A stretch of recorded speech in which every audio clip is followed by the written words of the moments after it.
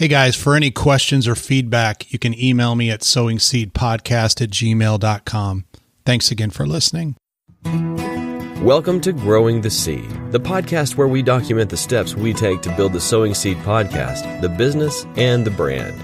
We'll share what works, and we'll share the challenges. Now, here's your host, a former Air Force pilot, pizza delivery man, and gumball machine guru, Matt Miller.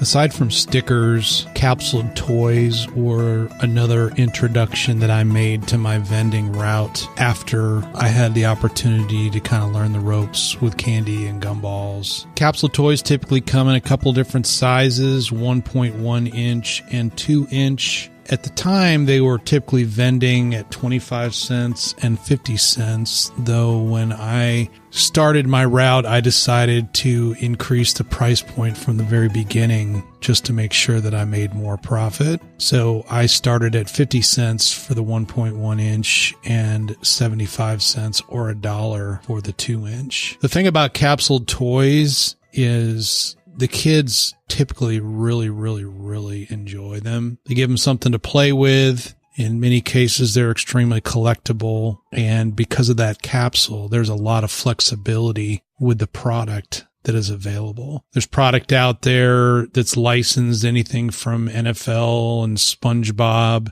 to the latest movie or the latest craze. Slime is another, and sticky of any kind have always been successful. And then, of course, the smaller capsules versus the bigger capsules. Now, I would typically do a rack where I would have a couple of different 2-inch capsule machines potentially, and then, several 1.1 inch as well. And then maybe add some gumballs to it and or a sticker/temporary tattoo machine, depending on the setup and what the location needed. I loved having the capsules. The downside of them, though, was the fact that you needed a much bigger vehicle, or you needed to be a lot more creative with the vehicle that you had in order to service. I did most of my servicing in the early days in a 98 Honda Accord, and it got really difficult to service my racks out of that Accord because the boxes that the capsules come in, especially the 2-inch capsules, are pretty large. And so you get 4, 5, 6 different selections, and you've taken up the entire back seat of a little car, let alone carrying the other capsules, the smaller ones, carrying your candy and gumballs, carrying your stickers and temporary tattoos, and then, anything else you need as far as tools or equipment. So that was one of the reasons why of the many that I ultimately opted to just go with stickers, just because of the sheer size, the ability to service large routes with just a personal vehicle. The fact that with stickers, trends can be capitalized on very quickly because in most cases they're printed here in the US. And once the artwork is done, printing can be done literally in weeks, and within a month or two, a product can be available in the marketplace. Whereas capsuled toys are typically made overseas, many in China, and the process by which those come to market can take